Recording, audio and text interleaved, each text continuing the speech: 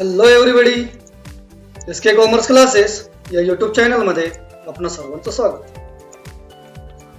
टीवाय BCom cost and works accounting part second यामधील आपण काही MCQ क्वेश्चन्स जे टीवाय बीकॉमच्या फर्स्ट सेमिस्टरला जे सुरुवातीचे काही टॉपिक आहेत त्यावरती जी सेमिस्टर एक्झाम होणार आहे त्याला उपयोगी असणारे काही MCQs आपण या व्हिडिओमध्ये पाहणार आहोत.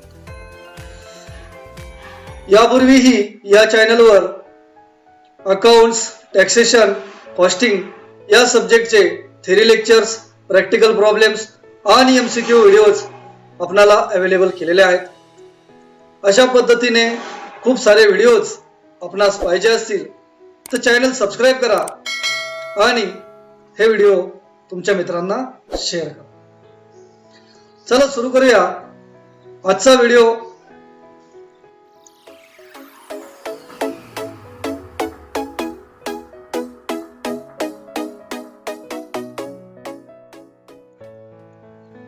SK commerce classes Sangamner, TY BCom cost and works accounting second यामध्ये पाहणार आहोत आपण multiple choice question for semester 5th.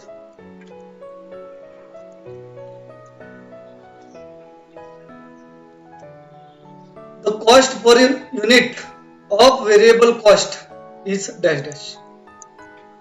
Cost per unit of variable cost. Variable म्हणजे रॉ मटेरियल.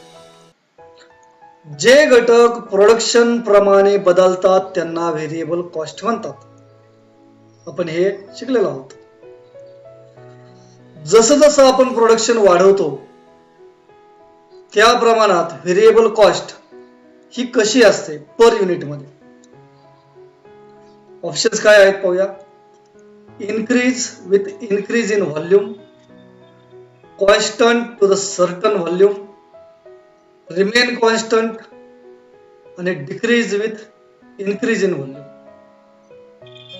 मित्रांनो, समजा आपल्याला एखादा प्रोडक्ट बनवण्यासाठी लागणारं जे रॉ मटेरियल आहे, तुम्ही जेवढे प्रोडक्शन वाढवता तेवढं मटेरियल टोटल कॉस्ट वाढणार आहे, पण त्याचं पर युनिट कॉस्ट मात्र सेम राहणार आहे.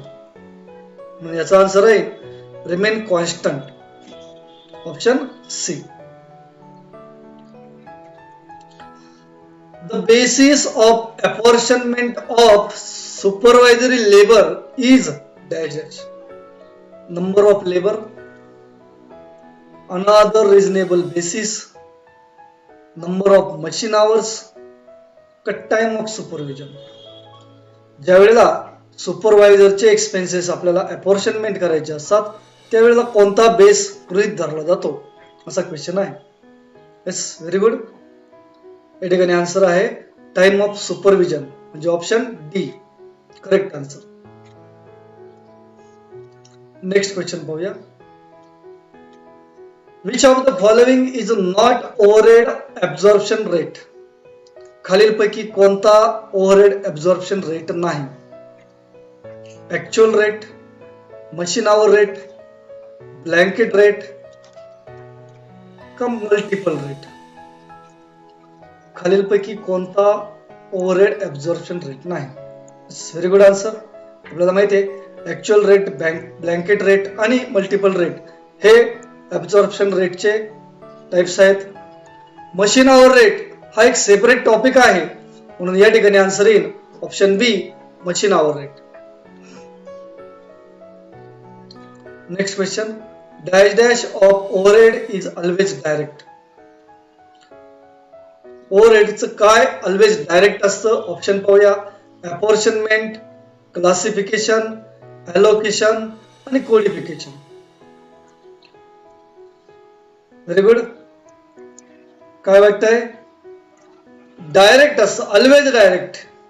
ॲलोकेशन नेहमी डायरेक्ट असतं, लक्षात ठेवा. ॲलोकेशन तुम्हाला क्रम माहिती आहे. ॲलोकेशन, अपॉर्शनमेंट, रिअपॉर्शनमेंट आणि त्यानंतर ऍब्झॉर्प्शन. तर ॲलोकेशन हे नेहमी डायरेक्ट असतं. या ठिकाणी ऑप्शन आहे option C is correct answer. Allocation direct असतं. Next question, idle time and wastages are example of. idle time आणि वेस्टेज हे कशाचे एक्झाम्पल आहे? हे नॉर्मल कॉस्ट आहेत का सेमी व्हेरिएबल कॉस्ट आहेत, कंट्रोलेबल कॉस्ट आहेत का नॉन कंट्रोलेबल कॉस्ट आहेत?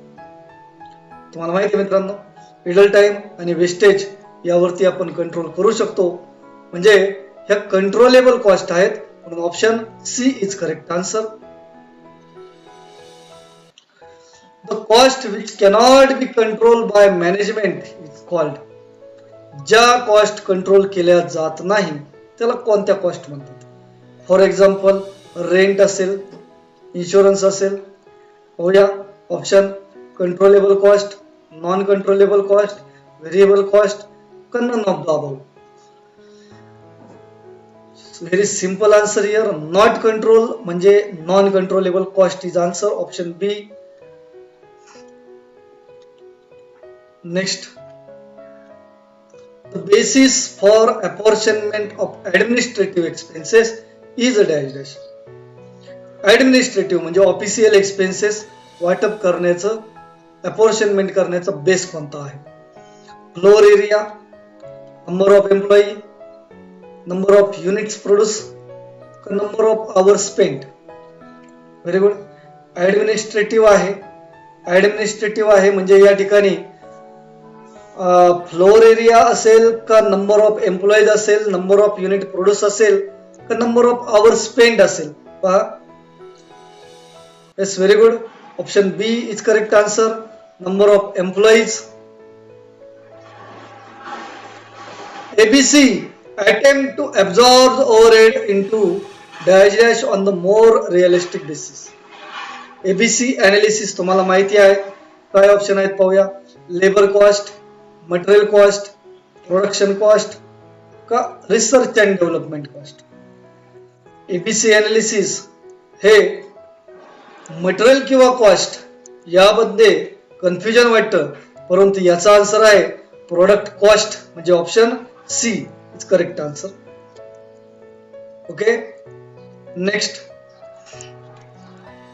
The basis of apportionment of compensation to worker is. वर्करला जे नुकसान भरपाई दिली जाते त्याचं अपॉर्शनमेंटचं बेसिस काय आहे? Number of workers, labour hours, machine hours का वेजेस? Very good. कॉम्पेन्सेशन देण्यासाठी आपल्याला बेस मानावा लागेल त्याची मजुरी म्हणजे wedges. Good answer here, option D. Which of the following is not classification of activities?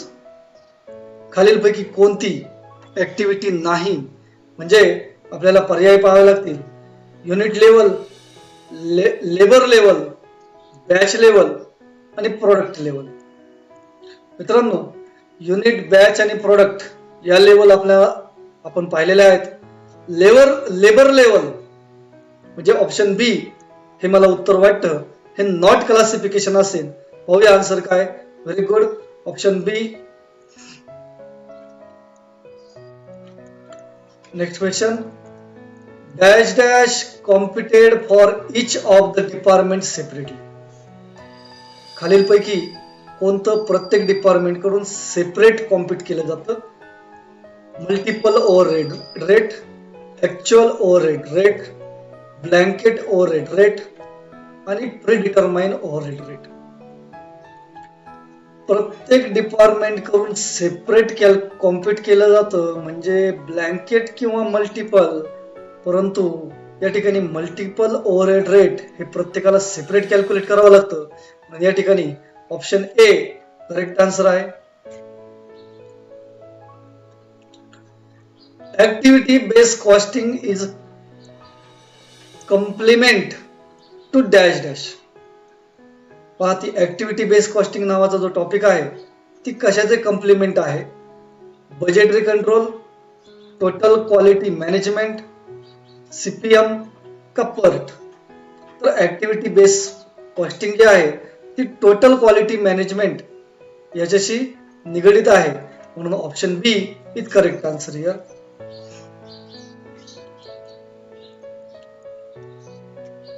The basis of apportionment of store keeping एक्सपेन्सेसचा base of apportionment काय आहे?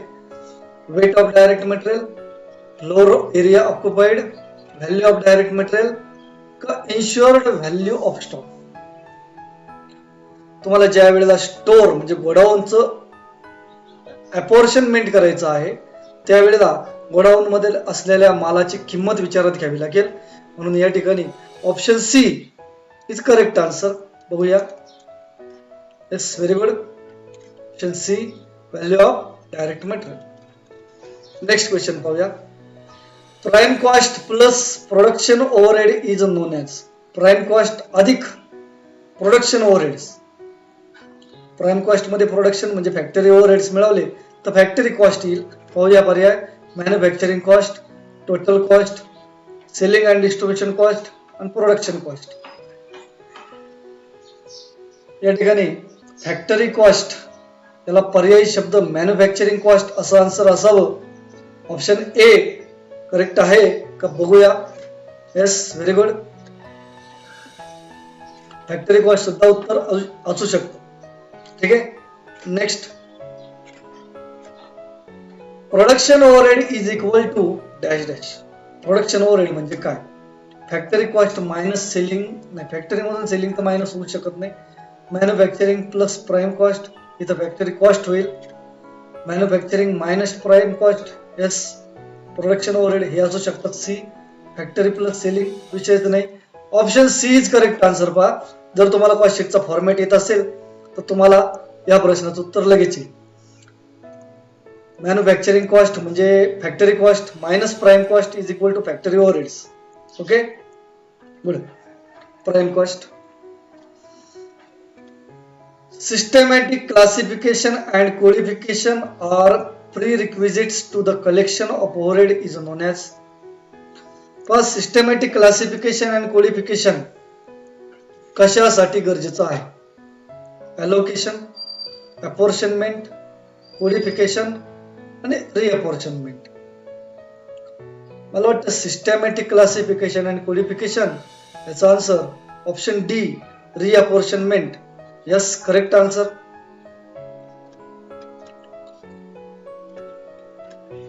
When absorbed overhead are 15,000 and actual overhead rupees 18,000. पहा, तुम्ही estimate केलेले 15,000 आहे परंतु actual 18,000 आहे.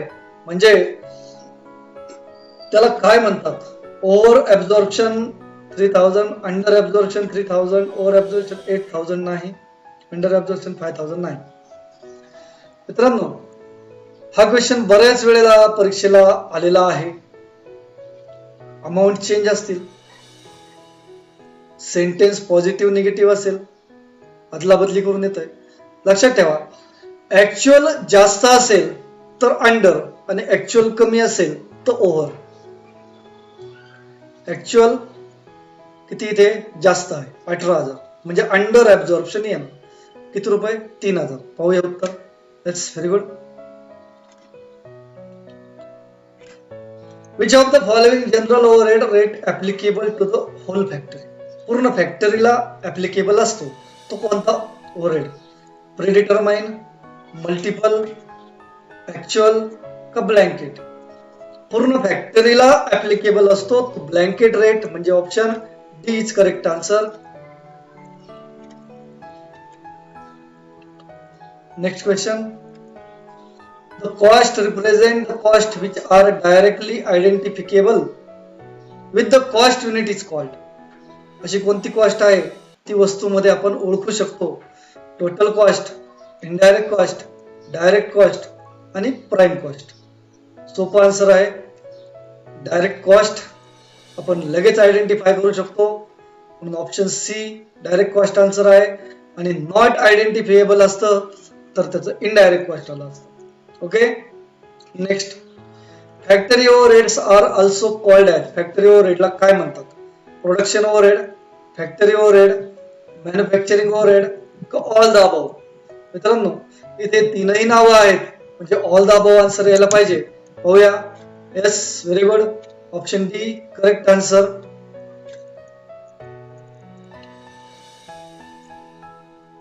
Next question. Lubricants factory power, depreciation on plant, etc. are the example of dash dash. हे सगळे कशाचे एक्झाम्पल आहे? डायरेक्ट मटेरियल आहे, सेलिंग ओव्हरहेड आहेत, फॅक्टरी ओव्हरहेड आहेत, नन ऑफ द अबव आहे. आता लुब्रिकंट्स म्हणजे मटेरियल आहे, फॅक्टरी पॉवर एक्सपेन्स आहे, डिप्रिसिएशन एक्सपेन्स आहे. मटेरियल नाही, हे फॅक्टरी मधले घटक आहेत. इनडायरेक्ट मध्ये म्हणजे overhead, factory overhead. Option C is correct answer here. Yes. Expenses relating to promoting sales and maintaining customers is known as. Sales promote करण्यासाठी आणि कस्टमर मेंटेन करण्यासाठी जे खर्च केले जातात त्याला कोणते खर्च म्हणतात? Selling overheads, factory overheads, direct expense का प्राइम कॉस्ट? येस, क्वेश्चन मधून आन्सर कळत आहे. सेलिंग साठी आहे म्हणजे selling overhead. Obviously correct answer. Okay, very good. Next question पाहूया. Delivery van expenses in an example of dash dash. Delivery van carriage साठी असतो selling expense, distribution expense, factory expense आणि ऍडमिनिस्ट्रेटिव्ह एक्सपेन्स. मित्रांनो, delivery van selling साठी नाही, तो वितरणासाठी म्हणजे distribution expenses is correct answer. Option B. Yes. The expenses which do not vary with the volume of production. जे प्रोडक्शन नुसार बदलत नाही असे कोणते खर्च आहेत? व्हेरिएबल, सेमी व्हेरिएबल, इनडायरेक्ट आणि फिक्स ओव्हरहेड. जे एक्सपेन्सेस तुमच्या प्रोडक्शन नुसार चेंज होत नाहीत अशा एक्सपेन्सला कोणते एक्सपेन्स म्हणतात? Very good answer. Fix expenses म्हणजे ऑप्शन डी या ठिकाणी करेक्ट आन्सर असेल. Very good. नेक्स्ट क्वेश्चन पाहूया. The type of cost that cannot be traced for individual product but help in supporting the organization are classified as.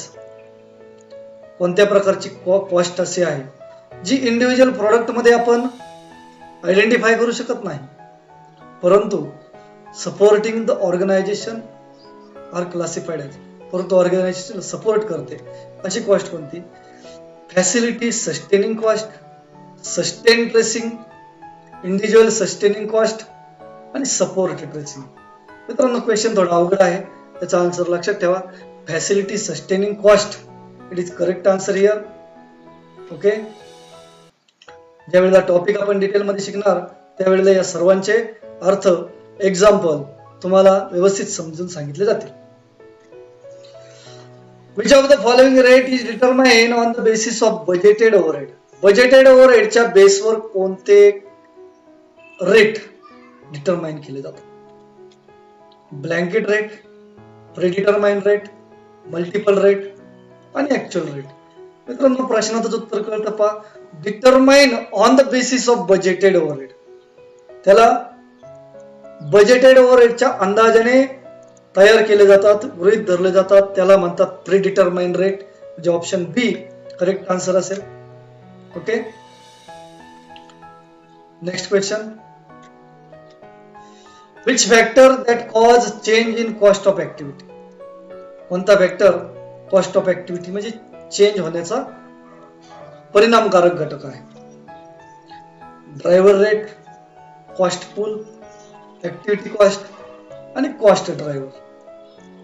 मित्रांनो, cost driver मुळे activity cost change होते, लक्षात ठेवा. Cost driver is correct answer here. आता cost driver काय आहे हे आपण डिटेल मध्ये टॉपिक मध्ये पाहणार आहोत. Job costing is suitable for dash dash. Transport, construction, painter आणि गारमेंट. जॉब कॉस्टिंग आपण मेथड्स ऑफ कॉस्टिंग मध्ये जॉब कॉस्टिंग पाहिलेलं आहे. तर ते जॉब कॉस्टिंग खालीलपैकी कोणत्या कॉस्टिंग साठी, कोणत्या घटकासाठी ते सुटेबल आहे, अप्रोप्रिएट आहे? तर पेंटर साठी जॉब कॉस्टिंग सुटेबल आहे. ट्रान्सपोर्ट साठी ऑपरेशन किंवा सर्व्हिस कॉस्टिंग असतं. कन्स्ट्रक्शन साठी कॉन्ट्रॅक्ट कॉस्टिंग असतं. गारमेंट साठी प्रोसेस कॉस्टिंग असतं. पण तुम्हाला आपोआप समजणार आहे जसजसे तुम्ही टॉपिक शिकणार तसं तसं ते समजणार. तर पेंटर साठी जॉब कॉस्टिंग असायला पाहिजे. बघूया option C. Yes, very good.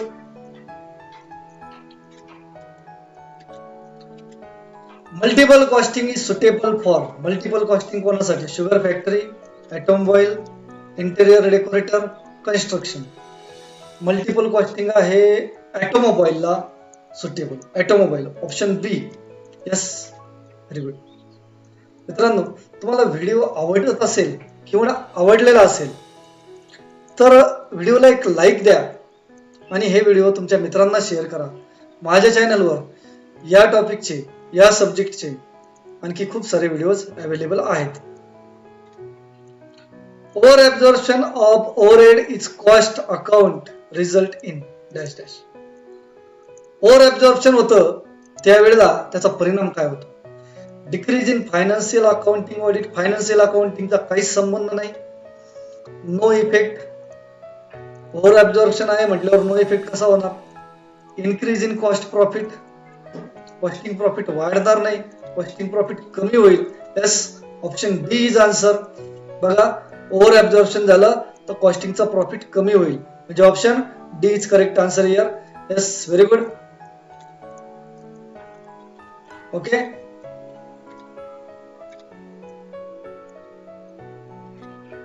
मित्रांनो, तुम्ही जर या चॅनलवर नवीन असाल तर हा चॅनल सबस्क्राईब करा आणि हे व्हिडिओ तुमच्या मित्रांना शेअर करा. Thank you very much for watching this video. Best of luck for your exam. Good bye.